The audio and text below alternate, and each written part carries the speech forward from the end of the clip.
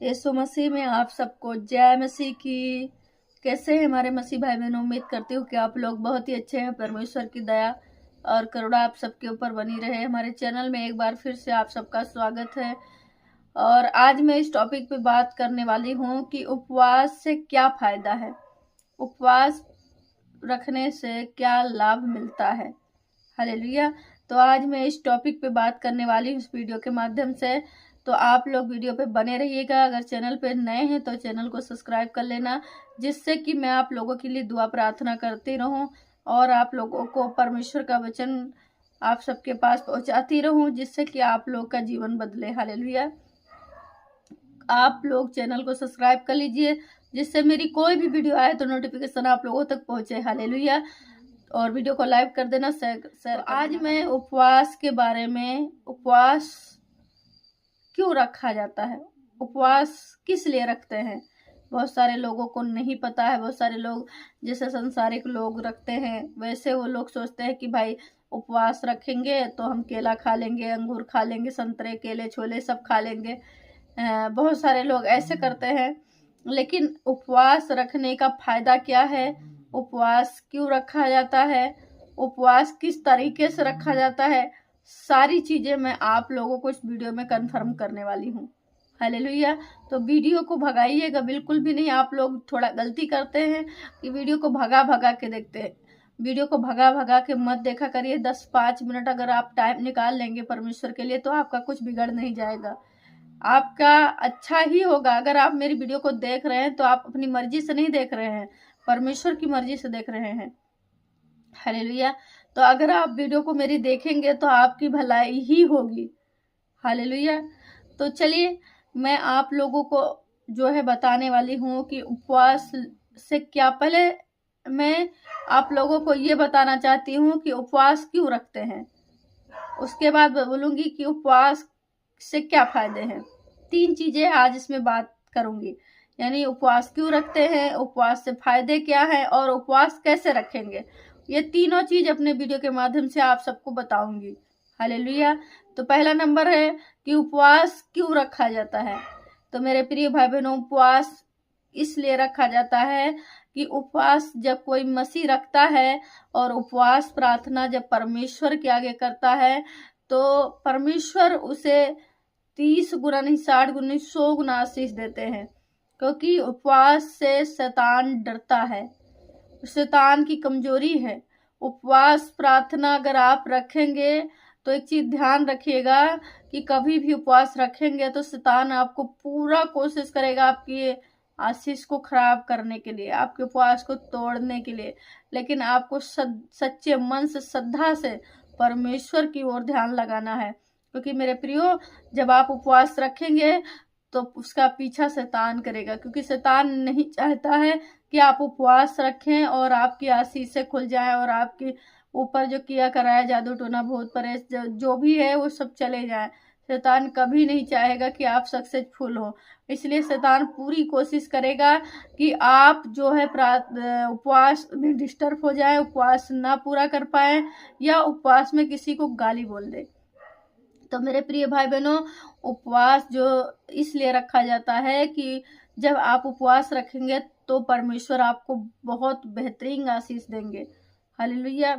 देखिए, परमेश्वर आशीष तो देते ही हैं, लेकिन जब आप उपवास रखेंगे तो आपकी प्रार्थना और जल्दी सुनी जाएगी। हालेलुया।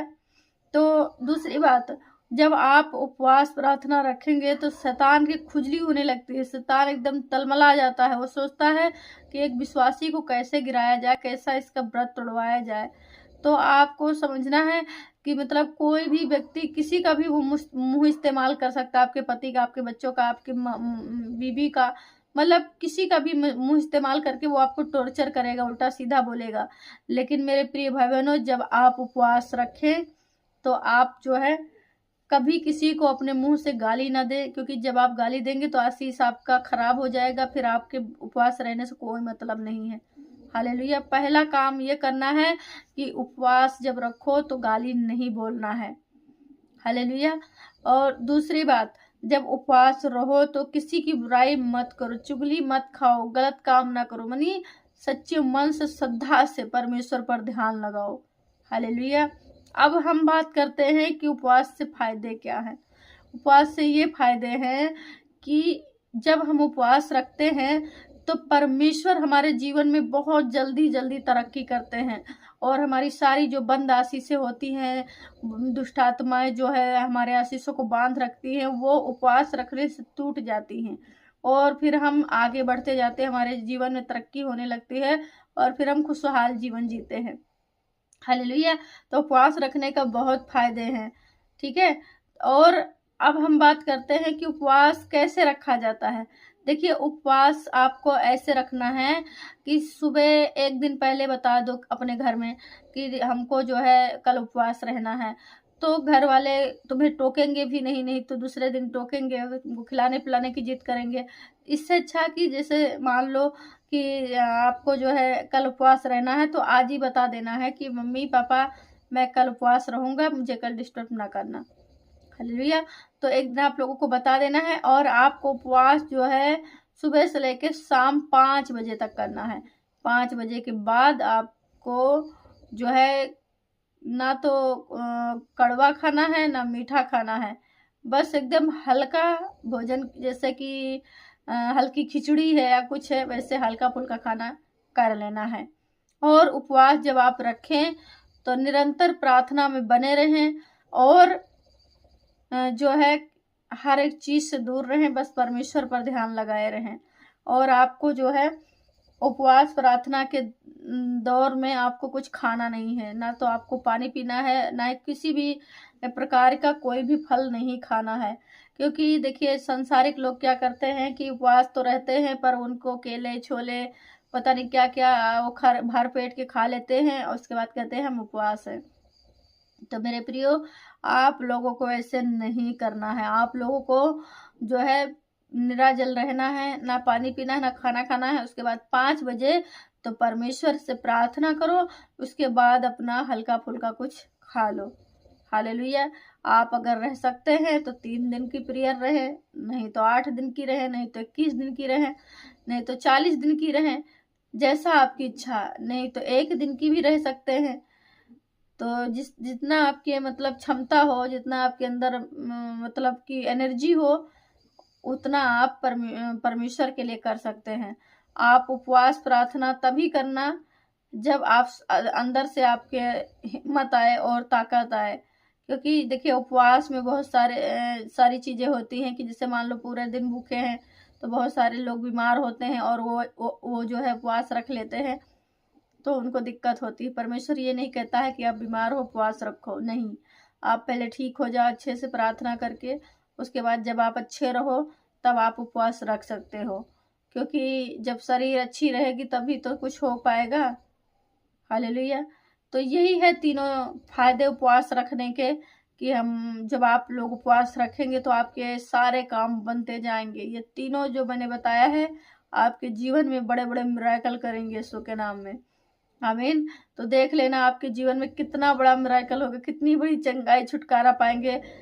जब आप उपवास प्रार्थना रखेंगे ना तो सच में जो काम मैं इसलिए कह रही हूँ, क्यों कह रही हूँ कि जैसे मान लो आप प्रेयर करते हैं बराबर, लेकिन आपका फिर भी काम नहीं बन रहा है, फिर भी आप उसी परेशानी में घिस पीट के चल रहे हैं, तो आपको क्या करना है कि आपको प्रेयर करना है तब जब उपवास प्रार्थना। आपको जब है उपवास रखेंगे, जब आप उपवास रखेंगे और उपवास रख के प्रार्थना करेंगे तो परमेश्वर ऑटोमेटिक आपकी प्रार्थना को सुनेंगे। हालेलुया। तो मान लो जैसे प्रेयर रोज करते हो, ठीक है, तो वो लेट में मान लो आशीष लेट में हो रही है, तो आपको क्या करना है कि आपको फट से उपवास रखना है। और जब आप उपवास रखेंगे ना तो जो काम 4 दिन में होगा वो आपका 4 मिनट में होगा। हालेलुया। तो आप क्या 4 दिन वेट करेंगे काम करवाने के लिए या 4 मिनट में करवाना चाहते हैं परमेश्वर से? आपको फैसला करना है कि हम 4 दिन लगाएंगे कि 4 मिनट में करेंगे। हालेलुया। तो मेरा यही मैसेज है आप लोगों के लिए कि उपवास प्रार्थना जरूर करें और जब भी उपवास करें तो बीज जरूर बोएं। मान लो तुम 3 दिन का उपवास प्रार्थना किया, बृहस्पति शुक्र शनिवार 3 दिन आप फास्टिंग प्रेयर में रहे, ठीक है, तो उसके साथ साथ आपको भेंट भी बोना है। भेंट बोने से क्या होता है कि जैसे आपकी बंद रस्सी से शैतान ने आपके हर कामों को बांध रखा है, तो जब आप भेंट बोएंगे ना, तो उस भेंट के द्वारा आपके घर में आशीष आएगी और हर चीज की ब्लेसिंग खुल जाएगी, हर तरफ से ब्लेसिंग खुल जाएगी यीशु के नाम में। आमीन। तो उम्मीद करती हूँ कि आप लोग समझ गए होंगे कि आप लोग प्रेयर प्रार्थना में बने रहिए, उपवास प्रार्थना में बने रहिए। अगर आपको और भी कोई जानकारी चाहिए तो आप लोग कमेंट बॉक्स में ज़रूर से ज़रूर बताइएगा, क्योंकि आप लोग मैसेज करते नहीं हैं, आप लोग अपनी समस्या को बताते नहीं हैं, तो हमें कैसे पता चलेगा कि आप परेशानी में। जब आप बताएंगे तभी तो हम आपके लिए दुआ कर पाएंगे और उपवास प्रार्थना रख पाएंगे। आप बस बताएं तो हाँ तो करें कि सिस्टर मुझे इस चीज़ की प्रॉब्लम है और हमारे लिए दुआ कर दो। तो अगर हम दुआ ना करें तो आप कहिएगा कि आपके काम नहीं बने हैं। हम दुआ करेंगे आप लोग चंगे होते जाएंगे, हम दुआ करेंगे आपके बैंक बैलेंस भर जाएंगे, हम दुआ करेंगे आप बड़े बड़े मिराकल को देखेंगे, हम दुआ करेंगे परमेश्वर के बड़े नाम की महिमा देखेंगे यीशु के नाम में। यस, हाँ, तो परमेश्वर की योजना जो है वही जान पाता है जो परमेश्वर से भय खाता है। हालेलुया। तो आप लोगों को हमने बता ही दिया है कि जब भी उपवास रखें तो अपनों से सावधान रहें, क्योंकि शैतान का काम यही है किसी अपने के दिमाग में घुसना और उसके बाद उसकी प्रेयर में, उसके हर चीज में डिस्टर्ब करना। हालेलुया। तो पर शैतान इब्लीस का काम क्या है कि लोगों को परेशान करना। वो तो खुद चैन से नहीं रहता है और इंसान को भी नहीं रहने देता है। कोई नहीं, परमेश्वर आपको आशीष दे और परमेश्वर की अनुग्रह और कृपा दृष्टि आप सबके ऊपर बनी रहे। परमेश्वर की बड़े नाम की महिमा हो। यस मेरे खुदा, आमीन मेरे खुदा। विश्वास के साथ में प्रार्थना करती हूँ और हम यकीन के साथ कहते हैं कि आप लोग जब मेरे वीडियो को देखेंगे तो बड़े बड़े मिराकल को देखेंगे। अपने जिंदगी में जो काम आज तक नहीं बना हुआ आप बनते देखेंगे यीशु के नाम में। आमीन। तो परमेश्वर आप सबको आशीष दे। सबको जय मसीह की।